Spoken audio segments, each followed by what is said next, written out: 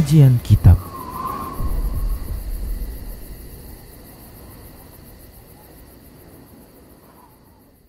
Bismillah, assalamualaikum warahmatullahi wabarakatuh. Innal hamdalillah nahmaduhu wa nasta'inuhu wa nastaghfiruh wa na'udzu billahi min shururi anfusina wa min sayyiati a'malina. May yahdihillahu fala mudilla lahu wa may yudlilhu fala hadiyalah. Wa asyhadu an la ilaha illallah wahdahu la syarika lah wa asyhadu anna Muhammadan 'abduhu wa rasuluhu sallallahu alaihi wasallam. Qala Allah tabaraka wa ta'ala, ya ayyuhalladzina amanu taqullaha haqqa tuqatih wa la tamutunna illa wa antum muslimun. Ya ayyuhan nasu taqu rabbakumul ladzi khalaqakum min nafsin wahidah wa khalaqa minha zawjaha wa bassa minhuma rijalan katsiran wa nisaa'a wattaqullaha alladzi tasaaluna bihi wal arham innallaha kana 'alaikum raqiba. Ya ayyuhalladzina amanu taqullaha wa qulu qawlan sadida yuslih lakum a'malakum wa yaghfir lakum dhunubakum wa may yuti'illaha wa rasulahu faqad faza fawzan 'azima. Amma ba'd, fa inna asdaqal hadisi kitabullah wa khairal huda huda Rasulillah sallallahu alaihi wasallam wa syarral umuri muhdatsatuha wa kullu muhdatsatin bid'ah wa kullu bid'atin dhalalah wa kullu dhalalatin finnar. Para hamba Allah rahimani wa rahmakumullah, para pemirsa Rasyad TV dan para pendengar Radio Medan Mengaji serta para pemirsa media sunnah yang turut serta menyiarkan kajian ini. Semoga Allah tabaraka wa ta'ala senantiasa memberikan kebaikan dan kebahagiaan serta penjagaan dan perlindungan dari segala keburukan di dalam kehidupan dunia dan akhirat kita. Amin ya rabbal alamin. Baik para hamba Allah rahimani wa rahmakumullah, kita lanjutkan pembahasan kitab Minhajul Muslim di bab yang masih bahasan tentang thaharah. Baik para hamba Allah rahimani wa rahimakumullah, pada pertemuan yang lalu telah kita sebutkan tentang penjelasan najis-najis. Alangkah baiknya pada pertemuan kali ini kita akan membahas tentang tata cara yang membersihkan najis. Perlu kita ketahui bahwasanya alat untuk membersihkan najis tersebut bisa dengan air, bisa juga dengan selain air, yaitu berupa tanah atau yang semisalnya. Baik para hamba Allah rahimani wa rahmakumullah, Allah subhanahu wa ta'ala jadikan air itu sebagai alat bersuci atau alat pembersih. Allah katakan dalam surah Al-Furqan ayat 48, Allah katakan, a'udzu billahi minasyaitonir rajim, wa anzalna minas sama'i ma'an tahura. Dan kami telah turunkan dari langit itu air yang dia fungsinya tahura, yang dia suci dan bisa mensucikan. Demikian. Begitu juga hal ini ditegaskan oleh Nabi Shallallahu Alaihi Wasallam dalam hadis yang diriwayatkan oleh Imam Abu Daud dan Imam Tirmidzi, dan ini disahihkan oleh Syekh Al-Albani rahimahullahu taala dalam Irwaul Ghalil. Beliau Nabi kita Muhammad Shallallahu Alaihi Wasallam bersabda, innal ma'a tahurun la yunajjisuhu syai'un. Sesungguhnya air itu suci lagi mensucikan, tidak ada yang bisa menajisi sedikit pun. Demikian. Baik para hamba Allah rahimani wa rahimakumullah, selain air juga ada tanah. Tanah itu juga bisa sebagai alat bersuci, untuk bersih-bersih. Berdasarkan hadis Nabi Shallallahu Alaihi Wasallam, hadis yang diriwayatkan oleh beberapa imam, diantaranya seperti Imam Ahmad dalam musnadnya serta yang lainnya, Rasulullah SAW bersabda, fuddiltu 'alal anbiya'i bisittin, aku diutamakan oleh Allah Subhanahu wa taala di atas para nabi itu dengan 6 hal. Di antaranya Rasul mengatakan waju'inat liyal ardu waju'inat liyal arda, atau kita katakan waju'inat liyal ardu tahuran wa masjidan, Beliau mengatakan dijadikan untukku dan tentunya juga untuk umat Rasulullah SAW, bumi itu adalah tahuran wa masjidan, sebagai alat bersuci, yaitu suci lagi mensucikan, bersih lagi membersihkan, demikian pula sebagai masjid. Demikian. Baik para hamba Allah rahimani wa rahimakumullah. Nah, adapun rincian tata cara membersihkan najis kita akan jelaskan ya pada ya penjelasan berikut ini. Baik para hamba Allah rahimani wa rahimakumullah. Yang pertama adalah membersihkan kulit bangkai. Baik para hamba Allah rahimani wa rahimakumullah, ketahui bahwasanya bangkai, daging hewan bangkai, daging hewan yang telah menjadi bangkai dari hewan-hewan yang sesungguhnya itu halal setelah disembelih. Namun apabila hewan tersebut mati tanpa disembelih dengan cara yang syar'i, maka hewan tersebut menjadi bangkai.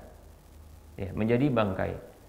Maka syariat memberikan dispensasi untuk bisa memanfaatkan kulitnya. Adapun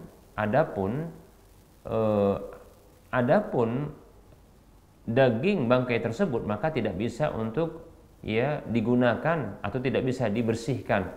Ya, diberikan dispensasi dalam syariat kita, dalam agama kita untuk bisa memanfaatkan ya kulit bangkai.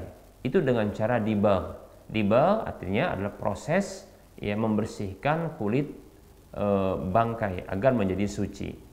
Nah, ini berdasarkan hadis dari Ibnu Abbas radhiyallahu anhuma yang mengatakan, sami'tu Rasulullah sallallahu alaihi wasallam yaqulu, aku mendengar Rasulullah SAW bersabda, ayyuma ihabin dubigha faqad tahura. Rasulullah bersabda dalam hadis yang diriwayatkan oleh Imam Ahmad, Imam Tirmidzi dan Ibnu Majah serta An-Nasa'i. Hadis yang sahih disahihkan oleh Syekh Al-Albani rahimahullahu taala. Nabi kita Muhammad SAW bersabda, ayyuma ihabin dubigha. Ya. Ihab artinya ya jildul maitah, yaitu kulit bangkai. Kulit bangkai mana saja yang telah dubigha, yaitu diproses dibagh, ya, maka faqad tahura, maka sungguh dia telah suci. Demikian. Baik para hamba Allah rahimani wa rahimakumullah, proses dibagh artinya adalah atau maknanya adalah ya proses pembersihan dengan air yang dicampur dengan alat-alat tertentu atau benda-benda tertentu. Seperti di zaman Nabi ya, itu ada campuran air dengan daun korol ya, atau pohon yang disebut dengan korod. Sebagaimana dalam hadis yang sahih ketika para sahabat radhiyallahu anhum ajma'in, di antara mereka ada yang sedang menyeret bangkai kambing. Lalu Rasulullah SAW mengatakan, ya tidakkah kalian manfaatkan kulitnya?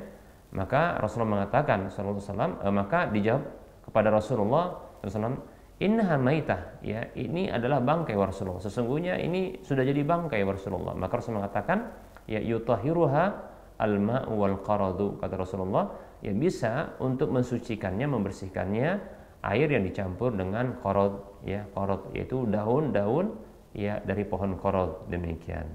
Baik para hamba Allah rahimani wa rahimakumullah. Kemudian yang kedua adalah membersihkan bejana yang dijilat oleh hewan anjing. Maka caranya adalah mencucinya 7 kali, yang salah satunya dicampur dengan tanah. Berdasarkan hadis dari Abu Hurairah radhiyallahu anhu, bahwasanya Rasulullah sallallahu alaihi wasallam dia bersabda, tuhuru ina'i ahadikum idza walagha fihi al-kalbu an yaghsilahu 7 marratin ulahunna bit-turab. Ya, ulahunna bit-turab. Nabi sallallahu alaihi wasallam bersabda dalam hadis yang diriwayatkan oleh Imam Muslim, yang artinya ya sucinya bejana salah seorang di antara kalian apabila dijilat oleh anjing padanya adalah ya mencucinya 7 kali, cucian yang pertama dengan tanah. Demikian ya. Nah, ini sudah kita bahas pada pertemuan yang lalu bahwasanya ya air liur anjing merupakan najis berat ya, an-najasatul mughalladah. Baik para hamba Allah rahimani wa rahimakumullah. Berikutnya ya cara mensucikan atau membersihkan pakaian yang terkena darah haid. Berdasarkan hadis Asma binti Abi Bakar radhiyallahu anhuma, ia mengatakan ja'atim ra'atun ila Nabi sallallahu alaihi wasallam faqalat, Ada seorang wanita yang datang kepada Nabi sallallahu alaihi wasallam, faqalat, lalu ia mengatakan, ihdana yusibu saubaha min damil haidati. Salah seorang di antara kami terkena pakaiannya dari darah haid. Kaifa tasna'u? Bagaimana apa yang dia lakukan?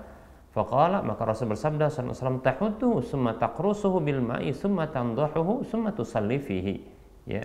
Kata Nabi sallallahu alaihi wasallam, ya, tahudduhu, yaitu dia kerik itu, ya. Dia kerik atau dia kelupas, ya. Dia kelupas itu, kemudian ya dia gosok dengan tangan yang disiram dengan air, kemudian dia bilas, lalu dia bisa sholat dengannya. Demikian para hamba Allah rahimani wa rahimakumullah. Ini hadis yang dikeluarkan oleh Imam Al-Bukhari dan Imam Muslim. Tentunya hadis yang sahih. Baik para hamba Allah rahimani wa rahimakumullah. Nah, apabila karena begitu pekatnya darah haid itu sehingga menyisakan bekas warna, ya, bekas warna, ya, asalkan zatnya sudah hilang, maka ini tidak mengapa. Ini berdasarkan hadis, ya, dari Abu Hurairah radhiyallahu anhu, anna Khawlata binta Yasarin qalat radhiyallahu anha, bahwasanya Khawlah bintu Yasar radhiyallahu anha, ia pernah mengatakan kepada Rasulullah sallallahu alaihi wasallam, "Ya Rasulullah, laisa li illa saubun wahidun." Wahai Rasulullah, aku tidak memiliki kecuali hanya satu pakaian saja. Ya. Wa ana ahidhu fihi, sementara aku ya mengalami haid dengan memakai pakaian itu. Fa kaifa asna'u? Lalu bagaimana, apa yang aku harus lakukan? Qala, maka Rasulullah sallallahu alaihi wasallam bersabda, "Idza tahurti faghsili mawdi'ad dami tsumma shalli fihi." Ya. Kata Nabi SAW, ya, apabila engkau telah suci, yaitu telah terhenti darah haidnya, ya, faghsili, maka cucilah, maudhi'ad dami, ya, tempat darah yang kena, ya, baik itu pada pakaian maupun pada kulit, demikian. Summa shalli fihi, kemudian salatlah dengan pakaian tersebut, ya.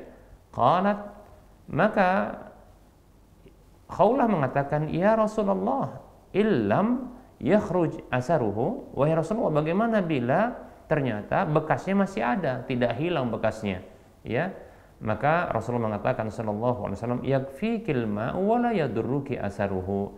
Kata Rasulullah sallallahu alaihi wasallam, ya cukuplah air itu bagimu dan ya tidaklah memudaratkanmu bekasnya, demikian. Jadi bekasnya tidaklah ya bermasalah, tidak mengapa, demikian. Hadis ini hadis yang dikeluarkan oleh Imam Abu Daud dan Baihaqi, hadis yang sahih, demikian. Baik para hamba Allah rahimani wa rahimakumullah. Berikutnya cara membersihkan, ya, ujung pakaian yang kotor. Nah, dianjurkan bagi wanita, ya, yang memanjangkan ujung pakaiannya untuk menutupi aurat kakinya, ya, maka ketika mengenai kotoran, maka ini bisa disucikan dengan apa yang setelahnya. Ini berdasarkan hadis dari Ummu Walad, ya. Ummu Walad yaitu budak perempuan yang melahirkan anak dari Ibrahim bin Abdurrahman bin Auf. Anna sa'alat Ummu Salamata zaujan Nabi sallallahu alaihi wasallam. Ya, bahwasanya ia pernah bertanya kepada Ummu Salamah radhiyallahu anha, istri Nabi sallallahu alaihi wasallam. Faqalat, ya, wanita tersebut mengatakan, ini imra'atun utilu dhaili, sesungguhnya aku seorang wanita yang memanjangkan ujung pakaianku. Sesungguhnya aku adalah wanita yang memanjangkan ujung pakaianku. Lihat, ya, budak wanita saja ini demikian, ya. Ya, seorang wanita muslimah mestinya demikian, yaitu menjulurkan pakaian sampai menutupi seluruh auratnya, ya, termasuk bagian bawah dari tubuhnya, ya, seperti kakinya. Nah, itu adalah aurat, maka hendaknya ini dipanjangkan, ya, ini hendaknya ditutup dengan dipanjangkan. Nah, ini demikian, ya, kebiasaan dari wanita-wanita di masa Nabi sallallahu alaihi wasallam. Wa amshi fil makanil qadiri, ya, sementara aku berjalan di tempat yang kotor, tentunya terkena, ya, ujung pakaian yang panjang itu ini akan, ya, mengenai tempat-tempat yang kotor. Maka Rasulullah SAW, maka Ummu Salamah istri Rasulullah SAW mengatakan, ya, qala Nabi sallallahu alaihi wasallam, Nabi sallallahu alaihi wasallam bersabda, yutahhiruhu ma ba'dahu, ya. Tanah setelahnya itu bisa membersihkannya, demikian. Tanah yang setelahnya itu bisa membersihkannya, demikian, ya.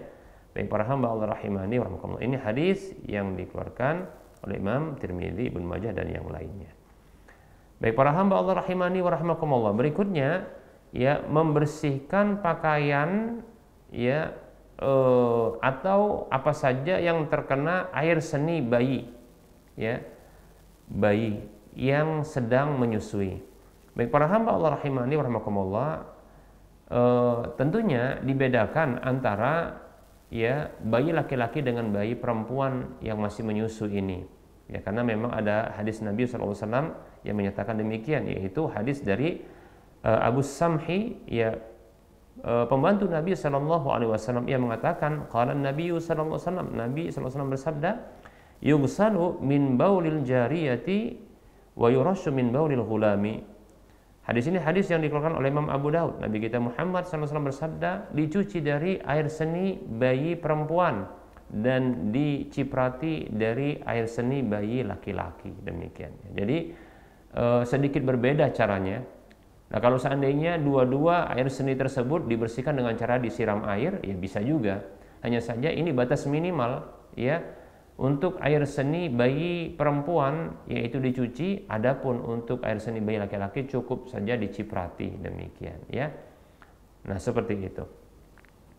Baik para hamba Allah rahimani wa rahimakumullah. Berikutnya adalah mensucikan atau membersihkan pakaian dari madhi. Nah, ini sangat mungkin terjadi, ya, ketika seseorang mengalami rangsangan, ya, sehingga keluar, ya, air madhi karena rangsangan tersebut, ya, dari kemaluannya. Maka cara membersihkannya sebagaimana yang dijelaskan dalam hadis berikut ini dari Sahal ibnu Hunayf, ya, radhiyallahu anhu, yang mengatakan, kuntu alqa minal madhi shiddatan wa ana'an wa kuntu uksiru minhu al-ightisala. Dahulu aku, ya, termasuk orang yang banyak mengeluarkan madhi, ya, dan aku banyak mandi karenanya. Jadi karena ketidaktahuannya dia pun mandi, ya, mandi untuk, ya, mensucikan dari madhi tersebut. Fadzakartu dzalika li Rasulillah sallallahu alaihi wasallam, karena merasa berat maka ini disampaikan kepada Rasulullah sallallahu alaihi wasallam. Ia katakan, lalu aku sampaikan hal itu, aku sebutkan hal itu kepada Rasulullah sallallahu alaihi wasallam. Faqala, maka Rasul bersabda sallallahu alaihi wasallam, innama yujzika min dzalika alwudu, sesungguhnya hanyalah mencukupimu dari hal itu berwudu saja, demikian. Faqultu, maka Sahal mengatakan kepada Rasulullah, ya Rasulullah, kaifa bima yusibu saubi minhu, wahai Rasulullah, bagaimana dengan, ya, madhi yang mengenai pakaianku? Maka Rasul mengatakan sallallahu alaihi wasallam, yakfika an ta'khudha kuffan min ma'in fatadhaha bihi saubaka haitsu tara annahu qad asaba minhu.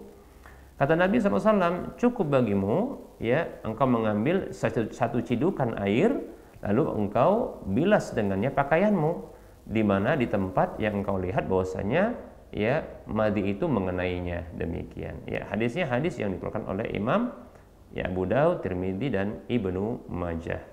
Baik para hamba Allah rahimani wa rahimakumullah. Berikutnya, ya, cara membersihkan bawah alas kaki yang terkena kotoran najis.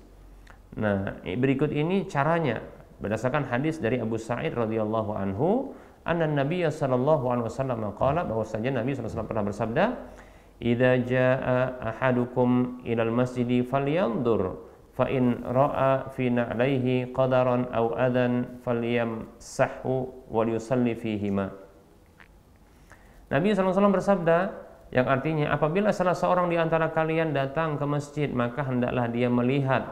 Maka apabila dia lihat di bawah sandal, kedua sandalnya itu ada najis atau ada kotoran, maka hendaklah dia menggosokkannya ke tanah maksudnya, dan hendaklah dia bisa sholat dengan keduanya, demikian. Nah, ini menunjukkan bahwasanya, ya, di zaman Nabi dahulu, ya, lantai masjid Nabi itu masih pasir, sehingga, ya sholat dengan menggunakan sandal ketika itu, ya itu dibolehkan.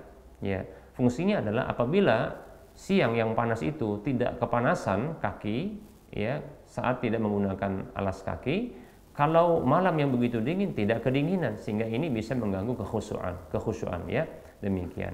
Sehingga dibolehkan untuk menggunakan ya sandal. Adapun saat ini barangkali ya berdasarkan kebiasaan, ya maka ini tidaklah dibenarkan dan bukanlah merupakan adab ya menggunakan sandal di masjid yang ketika itu sudah bersih, ya yang sudah bersih lantai masjidnya, demikian ya. Baik, hadis ini hadis yang dikeluarkan oleh Imam Abu Daud. Baik para hamba Allah rahimani rahimakumullah, kita cukupkan terlebih dahulu kajian kita pada pertemuan kali ini karena sudah masuk waktu sholat duhur untuk Medan dan sekitarnya. Kita tidak membuka sesi soal jawab ya pada pertemuan kali ini. Mohon maaf apabila ada kesalahan dan kekurangan. Kebenaran datang dari Allah SWT, maka ambillah kekurangan dan kesalahan ya itu datang dari saya pribadi, bisikan syaitan, maka tinggalkanlah, abaikanlah dan maafkanlah ya. Kepada Allah saya mohon ampun, dan kepada para pemirsa dan para pendengar sekalian saya mohon maaf. Sebelum kita mengakhiri perjumpaan kita ini, mari kita berdonasi untuk membebaskan lahan yang nantinya akan dibangun ya Masjid Al-Muwahhidin untuk Medan dan sekitarnya. Kita punya peluang yang besar untuk bisa memiliki aset akhirat yang minimal pahalanya 700 kali lipatnya. Dan ini akan terus ya mengalirkan pahala tatkala dimanfaatkan dalam kondisi kita masih hidup atau kita telah tiada. Mari ya silakan transfer harta yang Allah titipkan kepada kita untuk kita bisa donasikan ke nomor rekening berikut ini: Bank Syariah Mandiri atau Bank Syariah Indonesia di nomor 7127485555 atas nama Yayasan Lajnah Dakwah Medan, kode bank 451. Semoga bermanfaat dan semoga termotivasi Anda semua. Wassallallahu ala Muhammad wa ala alihi wa ashabihi ajma'in. Subhanakallahumma wa bihamdika asyhadu an la ilaha illa anta astaghfiruka wa atubu ilaika walhamdulillahi rabbil alamin. Wassalamualaikum warahmatullahi wabarakatuh.